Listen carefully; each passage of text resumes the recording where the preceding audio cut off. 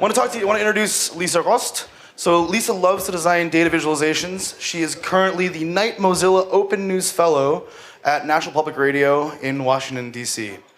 If any of you guys do not know NPR, let me tell you, it was the #1 thing I personally missed in the decade from 99 to 2011 that I lived in Germany. I'm almost as much as I miss currywurst in the States now.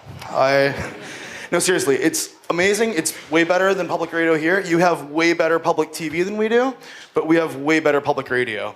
So if you have an opportunity, check out npr.org and look for shows like Radio Lab, All Things Considered, Fresh Air. But anyway, enough about Lisa's... Absolutely. Any other suggestions from the audience?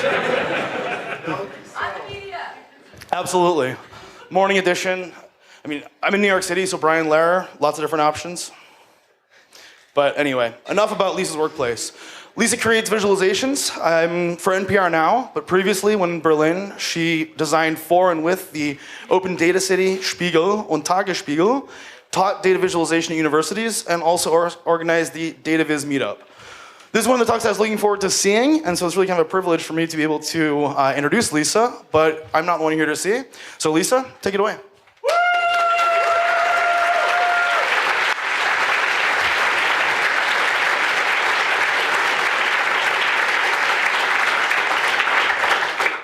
Thank you so much. Thanks for having me and thanks for the introduction. I'm not sure if you got everything. I think what you need to know about me is that I take numbers and I put them into something like that. And I've done it for a long time now and I really like it. And data visualization is definitely hyped. Like the demand increased over the last 5 or 10 years. Everybody wants to do it now. But only recently we started thinking about if these facts and figures that are visualized here actually matter. So that's what we did, especially this year, right? Like this year, we found out as a society, especially in the US, that some people take feelings and perceive them as a truth. So today I want to ask the question, can we take truth and make it evoke feelings? Can we take data points and make people care about them, especially data points that can walk into a bar, meaning humans. And I want to ask this question with 3 questions. First, in the first part, I want to talk about why feelings are good and why feelings are bad, and why we can't have them, and why we should have them. In the second part, I shortly talk about what it all has to do with data visualization. In the third part, I want to bring specific examples. So, feelings. We all have these blurry things that sometimes come to us and then sometimes they leave. These are only some of them. It's like right now, for example, I'm pretty happy to be here. I'm also grateful for being here. And I also have like a small version of fear, which is nervousness. Actually, that's a huge part right now. But there are 2 feelings here that are a little bit separated, and these are empathy and compassion. Because empathy and compassion, we direct towards somebody else, and they can have as a content everything that's in this list. So let's define some terms here. Let's make some distinctions. Empathy is when we feel the feeling somebody else has. We put ourselves in their shoes. If you would have empathy with me right now, you would also feel nervous. And compassion is more like sympathy. Like if you would have compassion with me, you would not be nervous, you wouldn't have these negative feelings, but you would feel more like positive feelings, like love or sympathy for me. And almost everybody on this planet can agree that having empathy and compassion is better than not having empathy and compassion. A quick Google search found that smart people on the internet think that empathy is the only way we will survive war. That empathy makes for good people, and good people make for good societies. And Obama is a big fan of empathy, saying empathy makes it harder not to act, harder not to help. So empathy is something that comes in all of us. We are really good at that. We're really good at directing our empathy to one of us. Like, for example, this child that most of you already know washed on a shore in 2015 in Turkey. But we have some troubles directing our empathy at 2 people. Imagine I would have brought my beloved clone and she would have given a talk too here at the stage, slightly similar, but also slightly different. It would be hard for you to direct your attention towards me and towards her talk. at the same time. And it would be really hard if all of us would be at that stage except you, and you would listen to all of us giving a talk. I'm not sure if you would get anything out of that talk. And it would be super hard to direct your attention. And it's the same with empathy. We're really good at directing empathy to one person, but we're really, really bad at directing it to lots of people. That's why we can have empathy with this one kid, but not with the 3,770 other people who also died crossing the Mediterranean Sea in 2015. And I mean, that scales up. That's not something that you feel, and it's like a little bit blurry, etc. But this photo of that kid, it actually led to huge donations to the Red Cross. And it also changed politics. The Guardian wrote that European leaders have been shocked into forming more compassionate policies while previously hostile media outlets took a more conciliatory tone. And look at the wording here, shocked into. The emotions were the reason for that. It almost feels like they were forced to have these implications thanks to the emotions. That's the conclusion to draw here. Our lives are actually not all worth the same value. We value lives more if it's only like 1 or 2 or 3. And it's like the more lives there are, the harder to process, and we don't really have much empathy for them left. That's pretty sad. I mean, yeah, it's really easy for us to have like this one person and to have empathy for that, but we can't multiply it with 3,770. That's why I concluded that emotions suck. Feelings are the worst. Okay, it's not the worst, but they're not really articulate.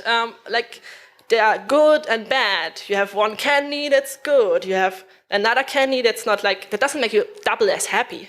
It's the same with bad feelings. If you have one death, that's bad. If you have 2 deaths, that's not making you double as sad. And it might be even worse than that. Paul Slovic, who did a lot of research into empathy, he did that study where he showed people a child. Like, take the child, for example. She has a miserable life, she's living in Syria, and you can help her. You can make a donation, and she will have a better life. Would you donate? I think lots of people of you would. Again, like, empathy is something we're really good at. But then I would tell you, okay, you can help that child, but you can't help her neighbor. Like, she's staying in Syria, she will have like a very uncertain future, and all the donations will go to this first child, but not to the second one. And then I would tell you all the same thing about all these other children, that you can't help them. And 40% is the drop in donations that the researchers have seen towards that first child. People are less likely to help if they are reminded of all the people they can't help. We want to make a difference. It's called like a warm glow theory. We want to feel good about helping. And we want to feel like we make a difference, and we don't want to get reminded of all the difference we can't make. So maybe it's even like that, Paul Slovic suggests. Maybe actually we value one life even more than like 3,000 lives. 3,000 lives mean nothing to us, but one life we're really invested in. Like, it's a huge difference for us if one child dies or not, but it doesn't really matter if 3,770 people die or 3,771. Sucks. Emotions suck. It sucks really. Okay, but not articulate, and there is this weird ego wants to have impact thing going on. It makes me pretty angry. How about we don't do feelings anymore and just decide everything rationally? Rationality is good. Paul Bloom is like a big opponent of empathy. He says if you want to be good and do good, empathy is a poor guide. And it's not just because of that, because of empathy has this weird, we can't really value lives properly thing, but also because empathy is not fair. We tend to help people and to have empathy towards people who look like us, who are looking cuter, who look more like they need help. That's not the same with rationality, of course. We would treat everybody the same. But then again, would we treat anybody, actually? Because why should I care, right? Like, why should I care when I don't care? Why should I care for some child in Syria that has maybe some very far away impact on the economy, but actually, I don't care. So maybe rationality is actually also not the solution. I think we need both. We need the numbers and the feelings. We need numbers and narrative, and anecdotes and abstraction. We need the slow system 1, if you were at Kahneman, and the fast system 2. I think that's how it should be. We should make people care about a topic, and then we should tell them what to do and how to do it in a very rational way. First, we want to show them that they should do something, and we want them to decide to do something. And then we can show them in rational terms how to do it and what to do. And that's what I want to talk about in the rest of the talk. So first, data visualization, what does it have to do with that? Well, most data visualization looks like that still. It doesn't really do justice to the people it represents. These are about malaria deaths and traffic fatalities and unemployed people. And it doesn't really, make me care so much. It's like really more on a number scale. It really speaks to my analytical self. And I think some of you might say, oh, that's actually good, right? Like data visualization is supposed to speak to the rational mind. And I actually like that it doesn't try to manipulate me like these super manipulating emotional photos of kids at the shore. And I would say, okay, that's fair. It really depends on your goals in the end. I think data visualization is just a tool. You can use it to represent data in a very, very objective way. But you should be able to do something like that speaks more to your emotions. In the end, it's like language. Language can also be super objective and like super harsh in code. Or you can have poems that make you really feel things. Data visualization is a tool. And if you want to evoke emotions with data visualization, I feel like you should be able to. We should build a toolkit to make that possible, even if most data visualization will still stay in that rationality term sphere. So that's the rest of my talk, how to make fields with data visualization. I have some ideas, but I'm also very happy to hear your ones. First one, easy one, simple one, make use of colors. We're all using colors anyway in data visualization.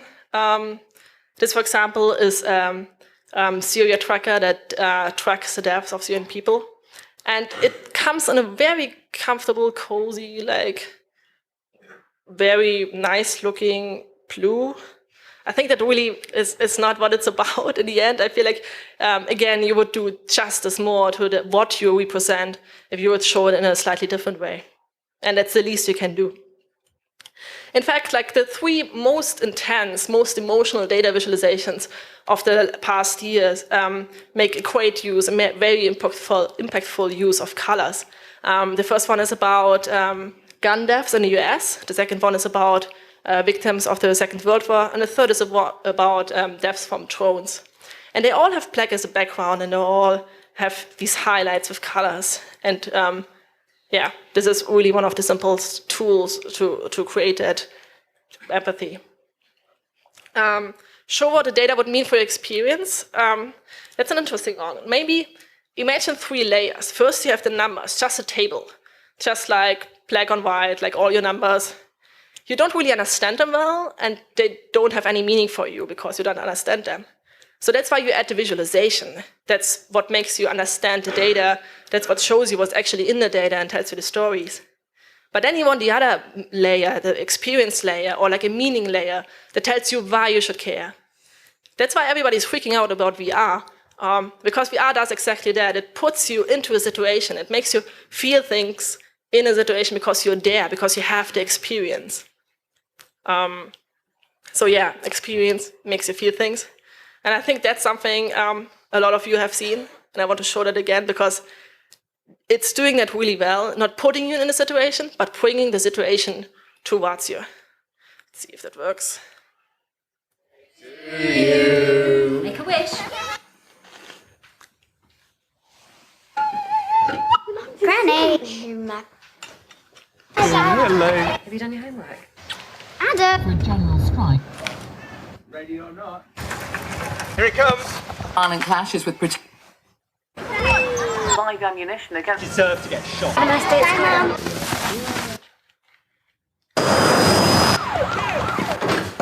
Airstrikes on rebel position. We are going to stay. Tapping. Go.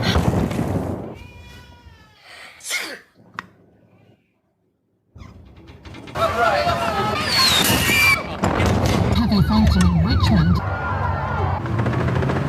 Where are we? Rebel forces advance.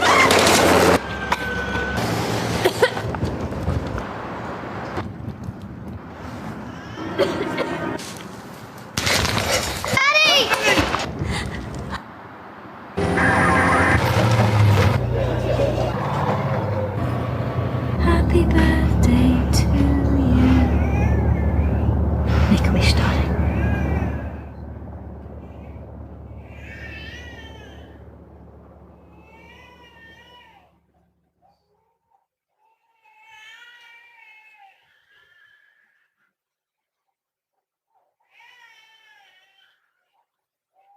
This video had more like 55 million clicks or views until now. It's really impactful. It doesn't bring you into the situation, it brings the situation to you. And that's one step further than visualizations like these ones. I think you've seen these ones before, where they ask you to enter your zip code or something, and then they tell you what the data looks like for you right now. But these things are more like thought experiments, like the Berliner Morgenpost did that recently. The US is pretty far away. You have Trump's wall there, whatever that means. They take the wall and put it in front of your door, basically. You can see what a door looks like or would look like if it would be actually there in your environment, in your experience that you have right now. Something similar is doing the BBC did with this news game, where they put people in the lives of Syrian refugees and let them make decisions. So here, for example, you can decide to pay somebody the deposit or refuse to pay him the deposit. Again, that's bringing you into the situation. That was pretty advanced, but you can actually make something more simple and do some calculations. CNN was doing that, where they calculated what it would mean if 1 to 1.3% of a population would be killed, like it's the case right now in Syria. I mean, I don't think that so many Americans actually care about Syria, but if 3 to 4 million Americans would be killed in their own country, like, wow, would be Armageddon. Yeah, there are lots of questions you can ask to make these thought experiments, these parallel universes, and I would really like to see that more often done in 2017 in the data visualization scene. Another example, zoom into one dot. Every project needs a story, as the Berliner Morgenpost guys would say. And that's exactly what they do. Like, they always have these data visualizations, beautiful at the top. Here, for example, one that shows where people who currently live in Berlin actually come from. But then they also go on the street and ask people and zoom into that one dot, into that one data point, and ask them and are like, where are you from? Why do you live here? Do you like it in Berlin? Etc. So that people can relate to somebody. And that's an old journalistic trick, right? That's from the NPR website. Most, especially feature stories, start with like an anecdote at the beginning. Here, for example, a photo of one person, and then go up level and high level and show you the overview and show what the data means, or like how many people actually have like similar stories because they are in the similar data bin. And of course, advocacy organizations are doing that a lot. That's actually interesting because it actually states like, we can't lose sight of the individuals. It actually says exactly that. Don't just look at the numbers. Like, you will never see something like that that will show you the data visualization of how many people died. They will always show you a photo, an individual. And that's one of my favorite Twitter bots. As somebody who works with the American Census a lot, I really like it. It shows you one data point of the American Census and tells you all the data it knows about the data point. And I think that's a great example of like how you have data about millions of people. It's like a statistics. If you have data about one person, it's a story. Show what you're talking about. That's something that's also pretty old. Otto Neurath and his graphic designer Gerd Arnz already did it in the 1930s, where they showed data about people with actual symbols of people. And that's what the New York Times is still doing, or has still done in the last years. And here the Washington Post. And show the mass as individuals, the last point. It's similar to the zooming into dots thing, but it's more like you don't just zoom into one dot and show them as an example, but actually show like all the dots as like the whole data. The Alcoholics Anonymous are doing that, for example. They focus on a small step. They say, also, of course, being abstinent for the rest of their lives is the goal of the program. Alcoholics are told to stay sober 1 day at a time or 1 hour at a time. You focus on what's close. You focus on what's achievable. And you're putting the data closer, as you do with this example, for example. 800,000 killed in the last 800 days versus 1 life lost every 11 seconds. The first number you can calculate with, and that's super important too. But the second number is what speaks to your heart, what speaks to your emotions. Parship is actually doing something similar with their, like Parship, the German OkCupid. They're like, they advertise their service, their matchmaking service with saying a single falls in love every 11 minutes on their website. Whatever that means. They don't say like 50,000 people per year fall in love on Parship. They like focus on the individual because you're standing on a subway platform and you see that advertisement and you can actually, imagine being that single or like that single, he was alone and then he found someone and he's happy. And then you can say, okay, every 11 minutes is actually a lot. Maybe I should sign up to be less lonely. And that's a data visualization I showed before from Periscopic about US gun deaths, which does something super, super interesting and similar. So it's actually an animation, but I will show the slides to explain them. What you can see is arcs being drawn for every person, but then they drop, like the dots drop at some point because they get killed by a gun, and then they keep drawing the arc to show you how long that the person would have lived. And they show one example, right? They explain the data visualization by showing one example. And then they show another example. And then another one. And then they show 3 at one point, etc. And it goes always faster and faster, and it accelerates a lot until you end at something like that. So you can still see the dots, and that's the point I want to make. It's not like this one data bar chunk that you have. You can still see and go into every dot if you want to. There's something similar said about the Holocaust by the Holocaust survivor Abel Herzberg. There were not 6 million Jews murdered, there were 1 murder 6 million times. And I urge you to do that the next time you see like a big number about people. Imagine that thing that is described about it, 300,000 people being actually happening to 1 person, and then just multiply it. This is not quite 6 million, this is 5,600,000. It's the last number the artist Roman Albarca painted. He painted every single number from 1 to exactly this number. Here you can see him doing that. And I wonder if he actually is the person in this world who can judge big numbers the best, who actually knows what a big number means, because he spent time with every single number, right?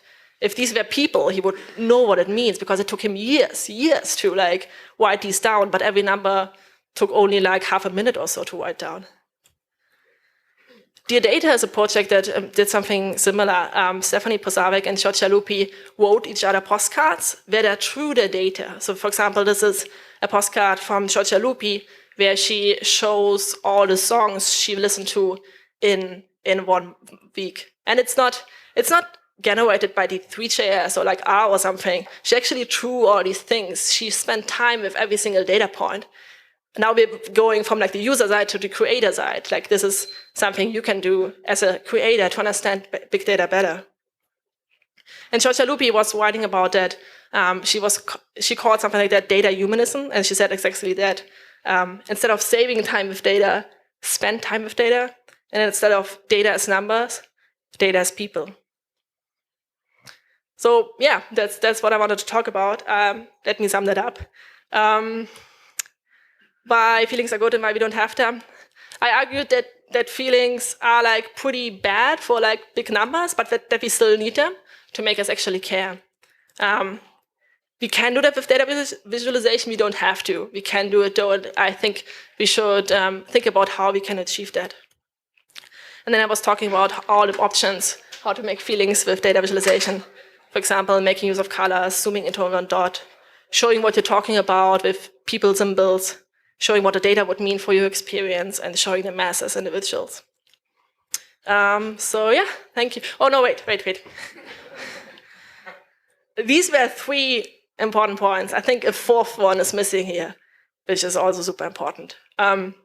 Once you made the feelings, you need to do something with it. You can't just leave people with their feelings. You have some responsibility if you create feelings on people, because they get helpless as heck when they don't know what to do with it. If you're angry, you need to punch something, and if you're sad, you need to cry, and if you have empathy for something, you need to make a donation or something to not feel like the world is burning if you don't do anything.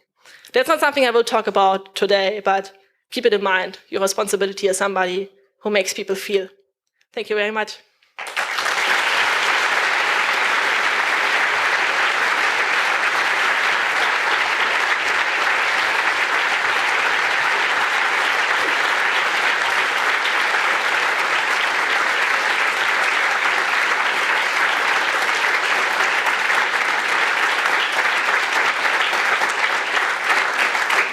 Thank you. Dang, that was awesome. Thanks. That was awesome. So one quick announcement before we take questions. We're going to clear the room after the FAQ is over. That means everybody who is in will go out and use both doors. Ja, wir werden den Saal räumen, nachdem FAQ fertig ist, oder die FAQ, Q&A, was auch immer, fertig ist. Alle Leute werden rausgehen, bitte beide Ausgänge benutzen, und damit neue Leute rein können für den nächsten Vortrag, die dann schon gespannt darauf warten. So, haben wir noch Fragen? Kannst du kurz an die Mikrofon kommen? Hi, Lisa. Thank you for your talk. I'm Maya. You very briefly mentioned VR and the possibilities for empathy in VR, and I think I kind of don't really see it that way. So I'm curious about how you see it, and if you could say more about that. Thank you. I'm not a VR expert, but I would love to know why you don't see it that way. I'll tell you after you tell me. I mean, I can. No, I mean, I'm happy to talk about it, but I'm just sort of interested in how you're seeing. If you think of a continuum of different kinds of visual techniques that we have to generate empathy and feelings with different kinds of data points, then data viz is one, and VR is another that's being kind of talked about a lot. I think people like Sam Gregory sort of discuss what's sort of problematic with this, in that it just kind of makes it. It says that it's going to immerse you in an experience, but what it does is it just puts you into that experience and then drops you. It doesn't actually take you anywhere with it. And just you having the experience is the most important part of VR. I mean, there are some which are slightly different, more interesting. And I can think of some examples, but I'm kind of curious to hear about what you would feel about VR. And as somebody who works with data and numbers, like, what does that seem like on the horizon? That's super interesting. Thank you for your point. Again, I'm not a VR expert. I've done it once. I was blown away, like a pretty good with a, yeah. I think there's some reason that so many newsrooms like the New York Times invest in VR so much. Yeah, of course, it's like shiny and fancy and new, and that's why they love it too. But I think there's something, maybe just to the newness, you know, if you're like, I can still remember the first VR experience I had, and if this first VR experience would have been about Syria or something, I would have still remembered that, because it's something we don't see every day. I wonder now, like, I really liked your point about how people get trapped into a situation and then it's like that's it, and they can always escape. I wonder if that's actually the opposite of beneficial, like if it actually hurts, because. Yeah, because you don't live there. Like, you have the experience. You can always escape. This is. I wonder. I'm not sure. But thank you. Okay, so we can do one more question, maybe two if they're quick. I'll go out, but I'm sure Lisa will take some time outside as well for more discussion. Hi, thank you for your talk. Hi. I was wondering if you would be giving this talk in front of a whole bunch of right-wing horrible people, would you give the same talk? Right-wing horrible people? Like how horrible?